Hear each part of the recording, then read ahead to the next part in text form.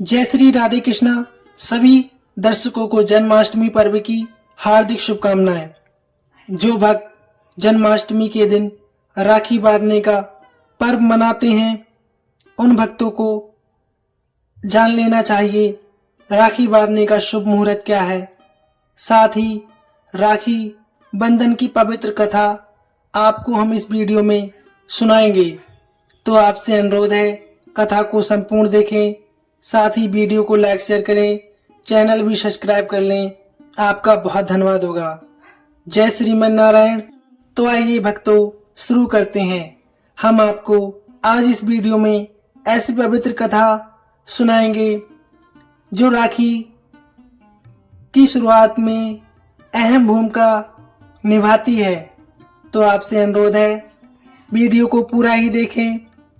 शुरू करते हैं। क्या आपने कभी सोचा होगा कि जगत के स्वामी, सृष्टि के पालनहार भगवान श्री हरि विष्णु अपने ही धाम को ठीक करने के लिए एक असुर राजा के द्वारपाल क्यों बने? ये कहानी सिर्फ एक अवतार की नहीं, ये कहानी एक वचन की नहीं, एक छल और उस भक्ति की जिसे स्वयं भगवान को भी एक बंधन में बांध दिया। ये कहानी तब से शुरू हुई जब माता लक्ष्मी को अपने पति की मृत्यु नहीं हुई। बैकुंठ जहां आनंद की धारा बहती थी, आज वहां से 1 महीने तक एक पसारा था। ब्रह्मांड के स्वामी अपने सिंहासन पर नहीं थे।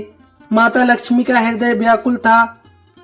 उन्हें पता ही नहीं चला कि उनके प्रभु कहाँ है, पर वो उन्हें वापस बुलाने में आशाएं थी। देव ऋषि नारद बीना बजाते हुए प्रवेश करते हैं। नारायण नारायण, हे माते, आपके मुख पर ये चिंता की रूढ़िवादिता, त्रिलोक में सब कुशल तो है, प्रभु कहाँ है, कुशल से हैं, वह कैसे हैं? जहाँ उनके होने से सब कुशल होता है वही यहाँ पर नहीं है। मेरे स्वामी, मेरे नारायण पाताल लोक में है। पाताल लोक में क्यों है माते? वहां तो असुर सम्राट बलि का शासन है। प्रभु वहां क्या कर रहे हैं? वो तो मेरे दुख के कारण है। नारद, जो राजा बलि के द्वारपाल बने हुए हैं, ये तो अकल्पनीय है। देवों के एक रक्षक, एक असुर के प्रहरी, ये कैसे हुआ? वह दोस्त कैसे बन गए? ये अनहोनी के पीछे की कहानी क्या है? ये कथा एक भक्त के व्यवहार से शुरू होती है, एक गुरु की चतुराई से और मेरे प्रभु एक चाल से। लेकिन क्या आपने कभी जाना है कि इस चीज में एक ऐसी चीज का प्रयोग हुआ था जो शुक्राचार्य की सबसे बड़ी गलती बन गई थी? जो वस्तु क्या थी वह जानते हैं? इसका उत्तर हम आपको वीडियो के अंत में आपसे पूछेंगे। तो कहानी को ध्यान से देखिएगा। ये कहानी उस समय की है जब धरती पर एक ऐसा राजा था जिसके दान की चर्चा चारों लोक में थी। जो वह था प्रहलाद के पुत्र असुर सम्राट बलि। बलि अपने दादा की तरह परम विष्णु भक्त थे। उसकी भक्ति में एक सूक्ष्म व्यवहार था। गुरुदेव, मेरी तपस्या और मेरे दान ने मुझे इंद्र से भी महान बना दिया है। स्वर्ग पर मेरा अधिकार है। अब केवल एक अंतिम अश्वमेध यज्ञ शेष है। उसका पूरा होना ही मैं त्रिलोक का स्वामी बन जाऊंगा। बलि शक्ति असीमित है, इसमें कोई संदेह नहीं है, पर याद रखें, देवता धोखा देने में बहुत माहिर है और दादाजी को स्वयं नारायण का श्रृंगार प्राप्त था कि वे वंश का विनाश नहीं होने देंगे। लेकिन वह चाल जिससे प्रतिबंध रोक सकते हैं, मुझसे किसी अनिष्ट की आपदा हो रही है। आप व्यर्थ चिंता कर रहे हैं गुरुदेव। राजा बलि कहते हैं, यदि स्वयं नारायण ही मेरे सामने याचक बनकर आ जाएं, तो मैं उन्हें भी खाली हाथ नहीं लौटाऊंगा। मेरा वचन है, मेरा यही धर्म है। यज्ञ की तैयारी शुरू की जाए।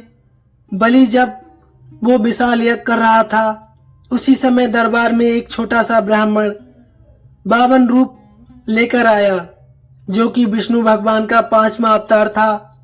महाराज, एक अद्भुत ब्राह्मण कुमार आपसे भिक्षा लेने आया है। उन्हें देखने पर ऐसा लगता है जैसे स्वयं सूर्य धरती पर उतर आई हो। मेरे यज्ञ के समय आया याचक तो मेरा सौभाग्य है। उसे सम्मान के साथ अंदर लाओ। वामन रूपी विष्णु धीरे धीरे बलि के सिंहासन के पास आते हैं। उनकी शांत आंखों में ब्रह्मांड की गहराई है। उनके एक हाथ में छटा था और दूसरे हाथ में पीतल से बना एक छोटा सा चमकता हुआ कमंडल। हे ब्राह्मण कुमार, आपका इस यज्ञ में बहुत बहुत स्वागत है। मैं प्रहलाद के पुत्र दानवीर बलि आपका हृदय से अभिनंदन करता हूँ। आपसे क्या मांगना चाहिए? सोना चांदी गांव हाथी घोड़ा, आज आप जो भी मांगोगे वह आपको मिलेगा। राजन, मैं एक साधारण ब्राह्मण हूँ। विष्णु जी कहते हैं, धन मुझे कोई लोभ नहीं। मुझे तो बस अपनी साधना के लिए 3 पग भूमि चाहिए, जो मैं अपने इन छोटे तीर्थों से नाप सकूं। राजा ने हंसते हुए कहा, 3 पग भूमि, वो भी इन नन्हे पैरों से? हे बच्चे, तुम मेरा और मेरे दान का उपहास कर रहे हो। मैं संपूर्ण पृथ्वी दान कर सकता हूँ। कुछ ऐसा मांगो जो राजा बलि की शान के लिए हो। राजन, संतोष में ही सच्चा सुख है। ज्यादा का लालच कभी भी किसी को खत्म कर सकता है। मुझे तो केवल 3 पग ही भूमि चाहिए। अब अपने वचन से पीछे मत हटिए। बलि, रुको जाओ, मेरी बात मानो। ये कोई सामान्य बालक नहीं है, ये विष्णु है। छल करने आए हैं। ये सब कुछ खरीदने का सम्मान रखते हैं। राजा बलि के गुरु समझाते हैं। वह कहते हैं और भी कि कुछ भी दान करने का संकल्प मत लो। गुरुदेव, यदि यह स्वयं भगवान विष्णु है, राजा बलि कहते हैं, तो ये मेरा परम सौभाग्य होगा कि आज भगवान के स्वामी आ गए और मेरे वचन पीछे नहीं हटने चाहिए। ये बलि का धर्म नहीं है। जब बलि के संकल्प लेने का समय आया तो शुक्राचार्य ने कहा कि ये बलि तो वचन दे चुके हैं, अब सब खत्म हो जाएगा। ये लाभदायक होगा, हाँ या नहीं?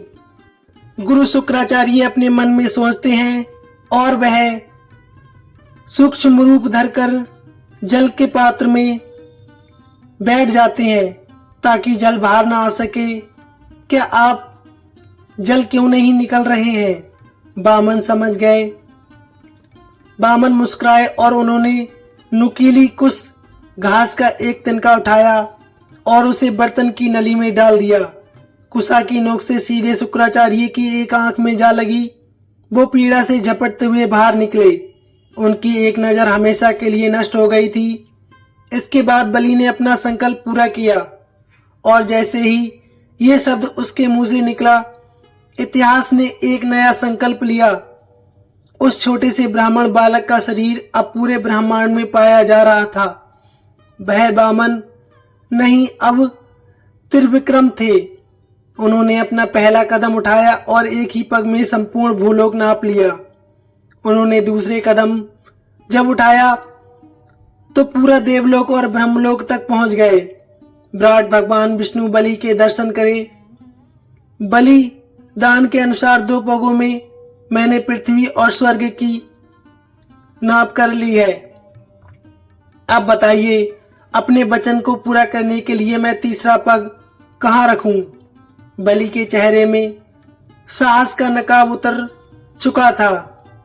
वह रीढ़ की हड्डी के बल बैठ गया और हाथ जोड़कर बोला, प्रभु, आपने मुझ पे बहुत दया की है।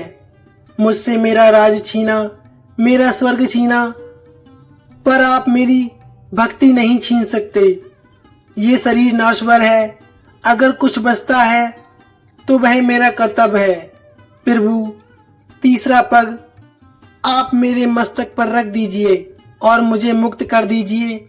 नारायण की भक्ति तब पूर्ण होती है जब प्रेम हो और स्मरण भी हो। अगर इस गाथा ने आपके मन में भक्ति की एक लौ जगा दी हो तो वीडियो को जरूर लाइक और कमेंट करके अवश्य लिखें जय श्रीमन नारायण, जय श्रीमन नारायण। बल्कि एक छोटा सा संदेश भी छोड़ दे। तब राजा बलि कहते हैं, प्रभु आपने मुझे सब कुछ दिया, लोक यश और कृपा, लेकिन मैं अब तक आपका दर्शन नहीं कर पाया हूँ। मैं चाहता हूँ कि मैं हर दिन आपके दर्शन करूँ। कृपया मुझे एक आशीर्वाद प्रदान करें। हे बलि, ये विनती भी स्वीकार्य है। मैं स्वयं सुतल लोक में जागूंगा द्वारपाल के रूप में, जिससे तुम रोज मेरे दर्शन कर सकोगे। और ऐसे ही एक भक्त के वचन ने स्वयं भगवान को भी बांध लिया, तो फिर क्या मेरे स्वामी के वापस आने का कोई मार्ग नहीं है? माता लक्ष्मी देव ऋषि से कहती हैं, क्या वह हमेशा के लिए एक प्रहरी बने रहेंगे? कोई मार्ग है या नहीं, कृपया मुझे बताइए। नारद जी कहते हैं, माते, हर बंधन को काटने वाले एक सूत्र होता है। आपके लिए वह राजा के पास जाना होगा जिसने आपके पति को एक देवी के रूप में नहीं बल्कि एक बहन के रूप में माता लक्ष्मी की दृष्टि में एक नई आशा की किरण जगाई है। माता लक्ष्मी ने एक साधारण स्त्री का वेश धारण किया और अपने स्वामी को वापस लाने के लिए चल दी। वह राजा बलि के पास पहुंची। वह कहता है, देवी आप कौन है और इस तरह का विलाप क्यों कर रही है? राजन, मैं बहुत अभागिन हूँ। आज रक्षा का पवित्र दिन है। मेरा कोई भाई नहीं है। मैं ये राखी किसके बांधूं? बहन, आज से मुझे अपना भाई समझो। राजा बलि कहते हैं, लाओ मेरी कलाई पर ये रक्षा सूत्र बांध दो। इससे माता लक्ष्मी ने रेशम के धागों से बनी एक खूबसूरत अंगूठी राजा बलि की कलाई पर बांध दी। वह राजा के हाथ में बहुत चमक रही थी। उसे देखकर राजा कहने लगा, बहन मांगो, आप क्या उपहार मांगना चाहती हो? मैं हर परेशानी को आपकी अवश्य दूर करूंगा। भैया, मुझे मेरा पति लौटा दो। ये कैसी लीला है प्रभु? मैं पाताल के द्वार पर प्रतिदिन दर्शन करता हूँ, जिसमें एक भक्त की तरह मैं निहारता हूँ। आज एक साथी के लिए आप मेरे सामने खड़ी हैं। मेरा धर्म क्या है? एक भक्त का वचन या एक भाई का वचन? एक पल के बाद राजा बलि के चेहरे पर एक शांत मुस्कान आती है और वह हाथ जोड़ लेता है। नहीं, राजा बलि एक भाई से हार सकता है। वह कहता है, आपने मुझे भाई बनाया, धन कर दिया। आपका पति आपका है। आप प्रभु को अपने साथ ले जा सकती हैं। राजा बलि, आज श्रावण मास की ये पूर्णिमा इतिहास में रक्षाबंधन के नाम से जानी जाएगी। ये त्योहार भाई बहन के पवित्र प्रेम और वचन का प्रतीक है। आइए अब जानते हैं राखी बांधने का शुभ समय क्या है। वैसे तो रक्षाबंधन का पर्व श्रावण मास की पूर्णिमा के दिन रहता है, परंतु कई लोग उस दिन किसी कारणवश राखी का पर्व नहीं मना पाते हैं, तो वे भाद्रपद की चतुर्थी या अष्टमी के दिन राखी का पर्व मनाते हैं। यदि आप अष्टमी यानी जन्माष्टमी के दिन रक्षाबंधन का पर्व मना रहे हैं, तो जानिए इस दिन का शुभ मुहूर्त। अष्टमी तिथि रात्रि 9:20 पर प्रारंभ होगी, जो अगले दिन 10:59 तक रहेगी। स्थानीय समय अनुसार तिथि के समय में थोड़ी बहुत गड़बड़ हो सकती है। 16 अगस्त 2025 जन्माष्टमी का पर्व मनाया जा रहा है। इसी दिन आपको राखी का बंधन पर्व जो मना रहे हैं उनके लिए शुभ मुहूर्त राखी बांधने का रहने वाला है। दोपहर में 12:20 से 3:30 तक, शाम में 5 बजे से 6:30 बजे तक। तो आपको जानकारी कैसी लगी और कथा वृतांत हमारा सुनाना कैसा लगा, प्लीज कमेंट में बस बताइए। आपका सहयोग हमारे लिए सर्वोपरि है। धन्यवाद। जय श्री कृष्णा।